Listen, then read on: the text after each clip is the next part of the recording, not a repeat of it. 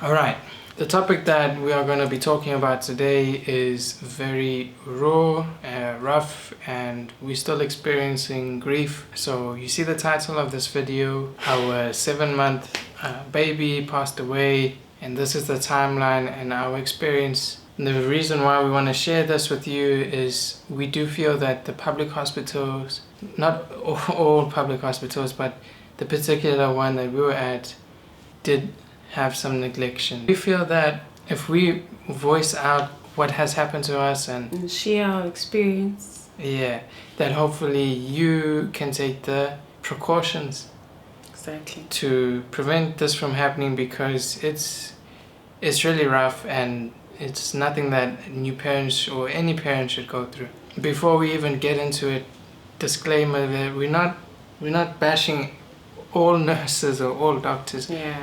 Because it has been a tough time for doctors and nurses and the public health workers because of COVID. So now that we've said that, let's start the timeline of how this all happened. Yeah, so last year, around August. Yeah, around August, we found out that we are parents. Yeah, we were parents. And we were over the moon with so many emotions, you know, and I think we took the responsibility really well, you know. I think we were like, okay, we're gonna be parents. In fact, as you know, on this channel, I speak about hustling and stuff. I went out and I got a job. And he did his driver's license. I got my driver's license. Yo, guys, I got my driver's license. I'm 24, so I was 23 last year, and it took me so long to get it. But as soon as I heard that, you know, we're having a baby, I went out and I passed. Yeah. I went with my mom's car, not even the driving school car, I passed. And so it was actually the first day of work on the 12th of November, right? Yeah. The 12th of November, Kay went for a checkup at the clinic. No. What? We first did the home test and... Oh, we're still starting with the start. Yeah, because I was late for 5 days and then we decided there's something wrong because I never missed my period. Yeah. So we did a home pregnancy test and oh my word, came out positive. The lines, 2 lines went straight. The lines went pa, pa, pa. Like it was clear, huh? Yeah, it was clear. Oh my god. So we didn't know how to talk to our family. Well, it was the scariest part. Because like talking to my parents about this, I was so scared. You know, especially with my father, I thought he was going to be very strict on me. But turns out, you know, they were happy. Very happy. In fact, they were over the moon. And I think it took me a month to tell my experience. Let's get back to Oriah's journey. Did the home pregnancy test, tested positive, and then we wanted the scan. Yes. Yeah, that was the second thing we did. Very important. And we found out that I was 10 weeks. Yes. Yeah. Yes, so this is important because we went to a private we went to a private hospital to get the scan. So we found out that we are 10 weeks pregnant. Yes. And so we got the scan, we got the heartbeat, you know, everything we so happy. We cried and we hugged each other. Oh my god, it was so amazing. Yes. And then after that I was like, okay, I need to start my clinic visits. So I started my clinic visit very early because I just wanted to make sure that everything is smooth. And that was the week that I got my job and the driver's license thing, you know. So that was it your first checkup? So the third checkup, they found out that my BP was really high, so I needed to be admitted to a hospital. So they referred me to this hospital. I'm not going to mention this hospital. I'm not mentioning any hospitals, but it's a public hospital, of course. Because we can't afford a private hospital. The fees. We can't afford the private, guys. So the fees are too much. Learn from and us. We don't have medical aid. Please get a medical aid. So just learn from us. You must not have babies when you don't have medical aid, guys. True. It's really very important that, you get your medical aid first. It's very before true. You have kids. Please get a medical aid. Please. Because all of this was not planned. Okay, we're gonna cut that out. Oriah was what? No, guys, listen. Oriah was planned by God. Yes, that's what I was going to say.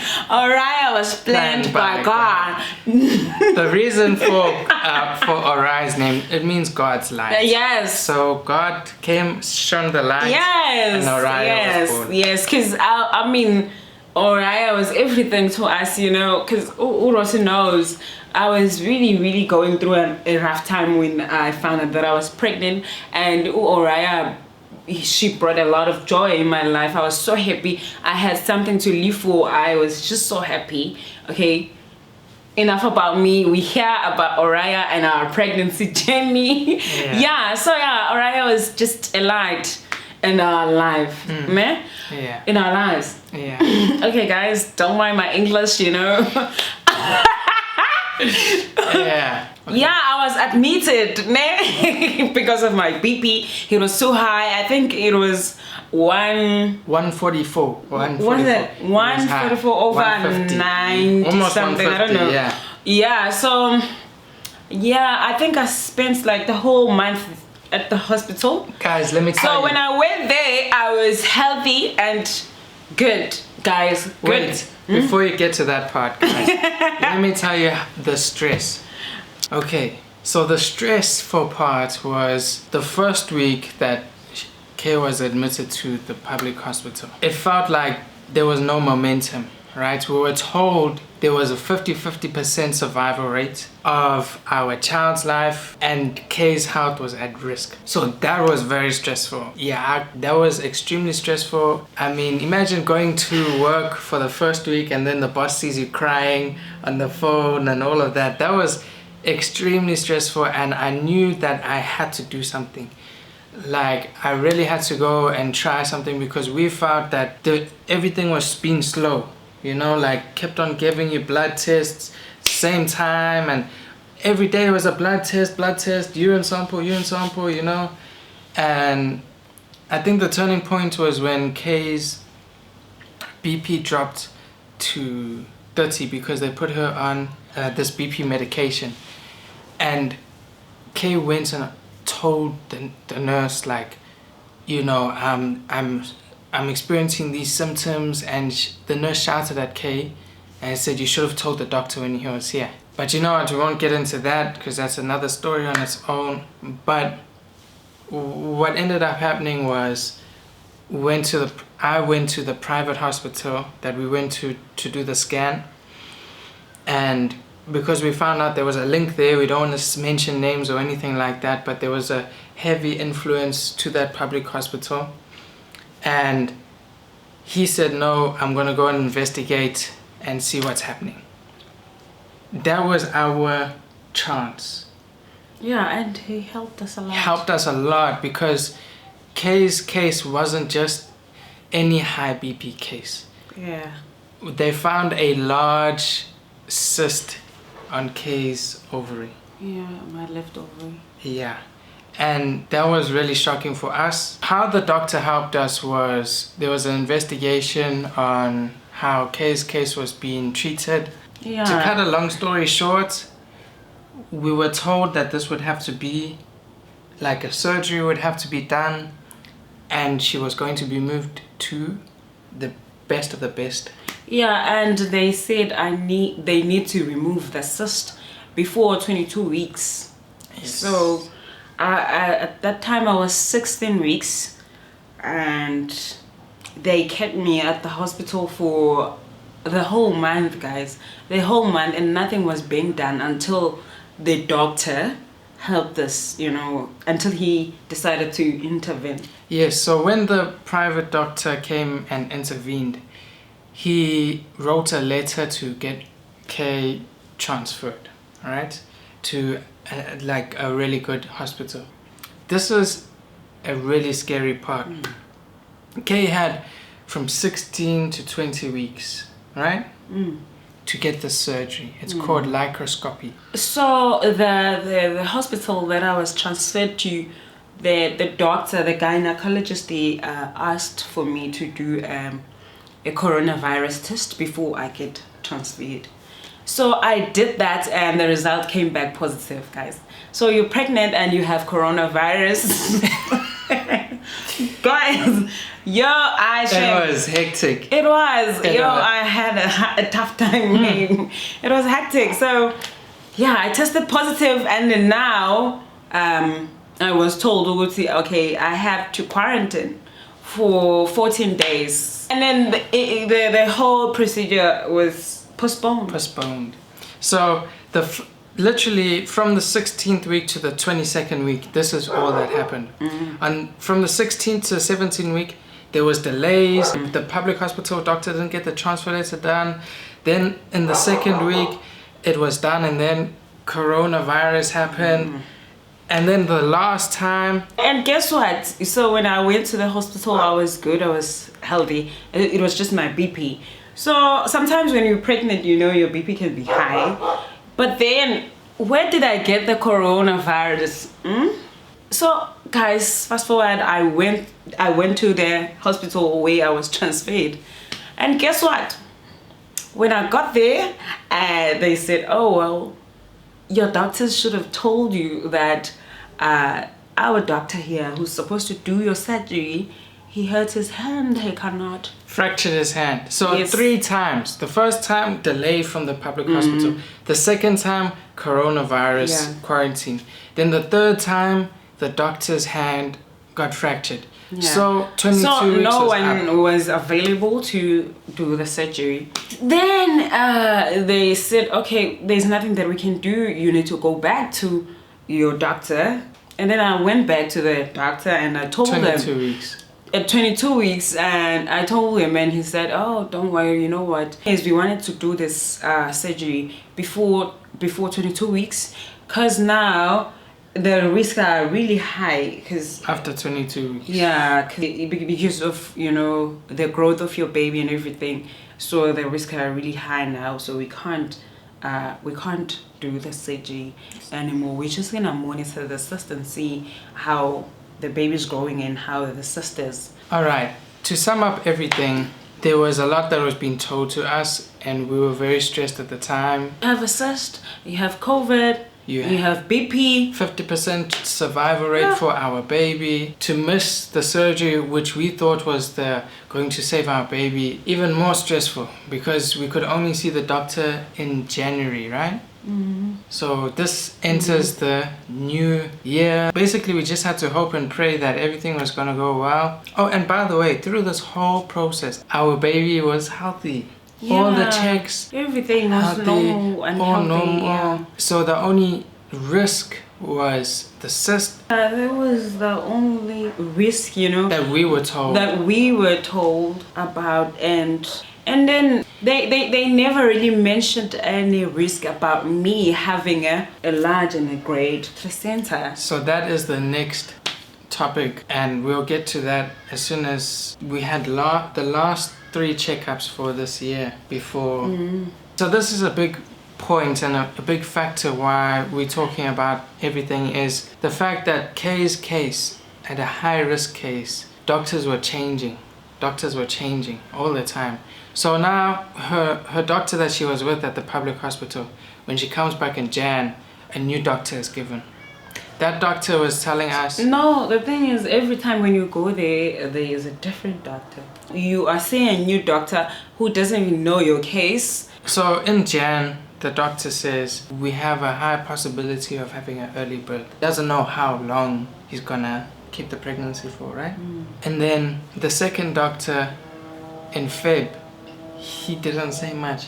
He didn't say much. He was like, I don't even know why they even referred you to the hospital, because when you're okay and everything's okay, we can only, we will just remove the baby and remove the cyst at the same time.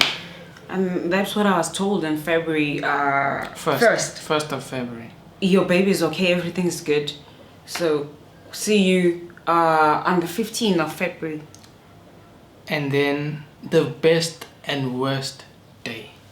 Because Kay's water actually broke on the 13th of Feb, right?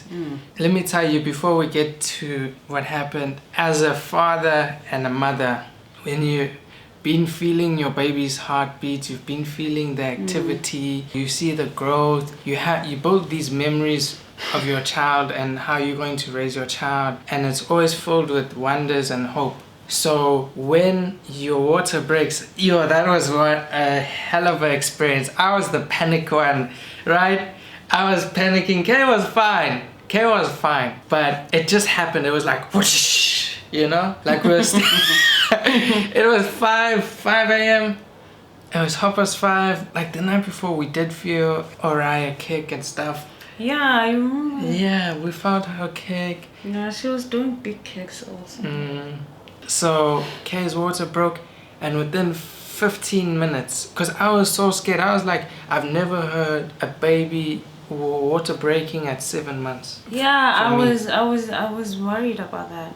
Yeah, so I called my brother's wife, who used to be a doula, and she said, no, it's fine, it happens sometimes, right? And so I was like, okay, cool, let's go to the hospital. So my dad drove, and it was a fast trip. Yeah, because our home is closer to the hospital. So it was 10 minutes, we get there. And so now this is when things start to take a turn. Because when we got there, as high of a risk as Kay is, the nurse who got you didn't know. In fact, Kay had to wait. Yeah, so I told her, my water just broke, so you need to help me. And she was like, okay, just sit there, I'll help you now. And then I had to sit for like 15 minutes. I'm a high risk case. I'm sitting there for 15 minutes, and we are dealing with my child's life, with someone's life. Yeah. I wasn't even worried about my life, I was worried about Oriah's life. Now,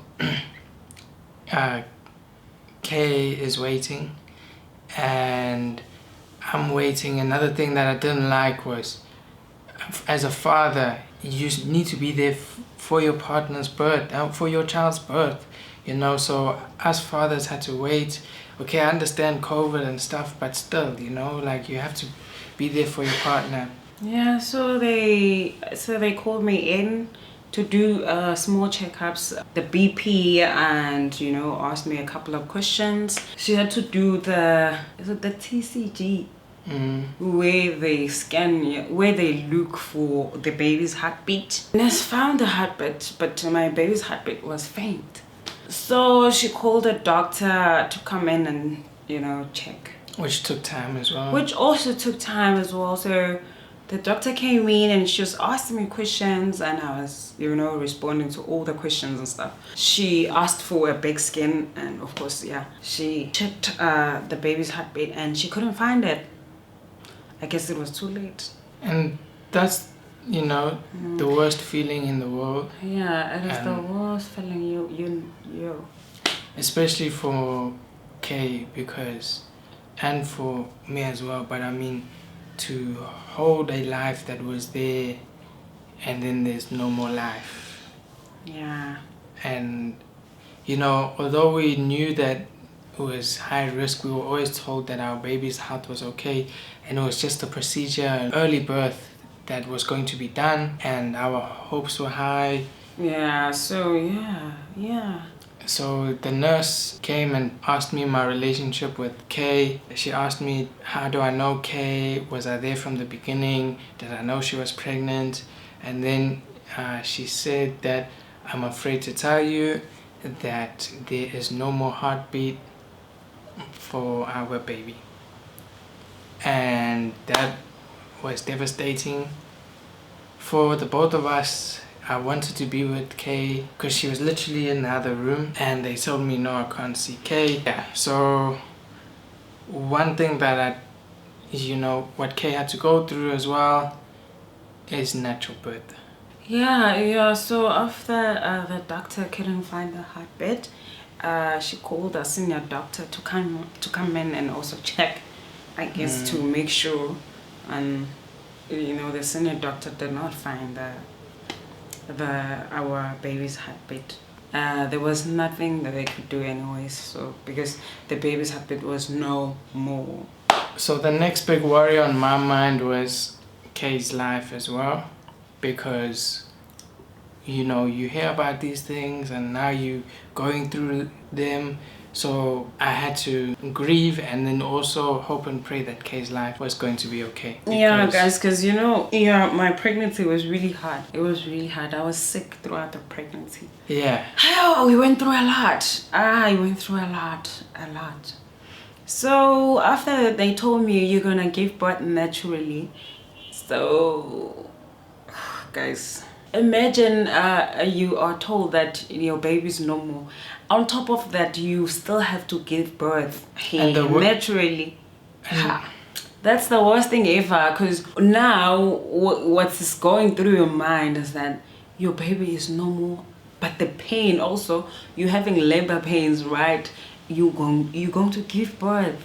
One thing that I didn't appreciate, there's a lot of things that we didn't like what happened, but Kay had to give birth naturally. Okay, that's normal for stillborns, all right, we get told that. But then for the treatments of Kay, she was called an MCB or MSB. When your baby is normal, they use that term MSB, yeah. And then the treatment of Kay was disgraceful. She wasn't given taught how to breathe properly.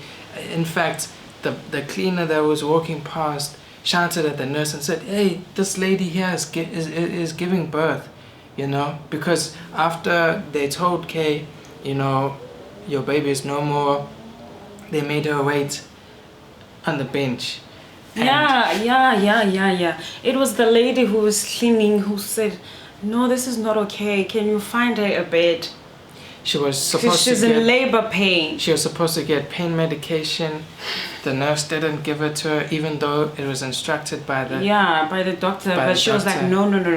She needs to give birth naturally. Let's just wait. The lady who was cleaning helped me to get the bed. We never ever look down on people who are cleaners, securities, because those people are the best. I'm telling you. The person who was just with me throughout the whole thing, it was that lady who was cleaning, because even after, she didn't even know me. She's not even a nurse, but she was cleaning in the labor ward. So even after I gave birth, she was there for me.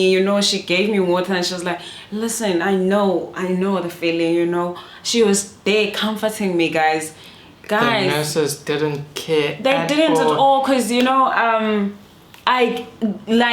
honestly, I gave birth all by myself, let alone that I've never given birth before. And because now my baby was normal, nobody cared, because they didn't have to write a whole thing, a whole statement of how the baby died anyways, because the baby was normal. So the only people they care about the most are the people who have babies that are alive. I gave birth all by myself. Then the only time the nurse came was when the baby was out. Even though I screamed for help, Ross heard me screaming for help. So this is what happened. Imagine now, you're sitting there, you can't see your girlfriend, but you can hear your girlfriend. You just got told that your baby is no more. You can hear your girlfriend screaming. So now I'm getting up, I'm trying to look, because after, I think there were 3 pushes. After the last scream, there was silence, and then the curtain got put around. No one came to me to tell me if Kay was alive.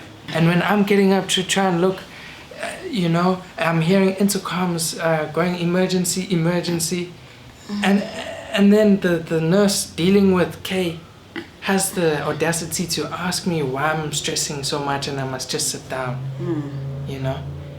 There's a lot of things that we haven't mentioned, from the mistreatment of how our baby was handled, how Kay was handled, how she had to give birth all on her own. you know, no, we're not saying that you must be like, oh, no, oh, you know, no, but you know, a little bit of help, like, you know, how to push, you know. And then also the mistreatment of our whole case, from being told from the beginning, you are going to have an early birth. And then on the 1st of February, oh no, you're fine. So now 2 days before the 15th, which is supposedly the day that, you know, they're going to tell us our baby is declared deceased. Yeah, guys, it's a lot. Yeah, it's a lot, guys. And then after that, you know, they do the whole thing, you know, cutting the umbilical cord, raping your baby, and they give you no CPR. Nothing. No CPR. And that's one thing that I urge before. Let's say you're at the hospital and they tell you that you have a stillborn baby, or your baby has died, and your partner gives birth. Please ask them to do CPR, because we heard that in some cases, even after the baby is declared dead, it can still get CPR. They don't give us CPR. And if you're the father of a baby who has just died, I urge you to look at your baby. It is the most comforting closure that you can get, because you can see such beauty and such life. And I'm glad I got to see our baby, because if I didn't, I would never know how she would look. She had so many beautiful features. It's just really sad how everything happened.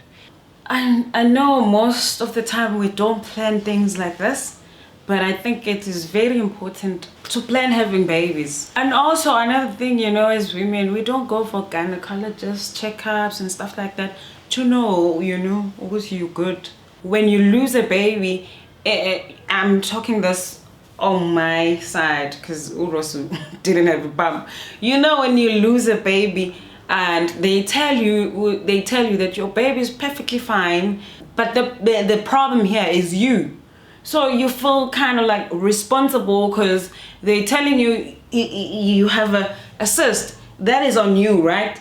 You have a large placenta. That is also on you. So you feel like you are not responsible. You are not a responsible parent having a child in such terrible health conditions. Yeah. I don't know, but yeah, that's how I kind of like felt. Uti, if only I knew that I had all these problems, I was gonna try by all means to make sure, you know, I get them sorted out before I even, you know. Okay, there's a lot of things that we have left out, and I'm even remembering some of the things here. Mm-hmm. You know, the nurses were instructed by the doctor to please keep a piece of the placenta so we could investigate what the cause of death was. Mm-hmm. Because for future pregnancies, it will help a lot. Like, is Kay's placenta always going to be like this? You know? So we know, so we can plan for things in future. Then what happened was the placenta was thrown away. Yeah. Case closed. And nothing can be done. We don't even know how are we going to prevent such things in future, because the placenta was... And of course, it was on that day when I was told that my placenta was larger than the normal placenta. Nothing about the cyst. And I was never told the whole pregnancy, the placenta can cause things like this. Yeah. And meanwhile, they had this whole time to get an early birth. They could have just took the baby out at 27 weeks. She was so healthy. Because the baby was healthy. Beautiful soul. And they could have saved our baby. That's all I'm saying. They could have saved our baby. I don't want to sound like I am...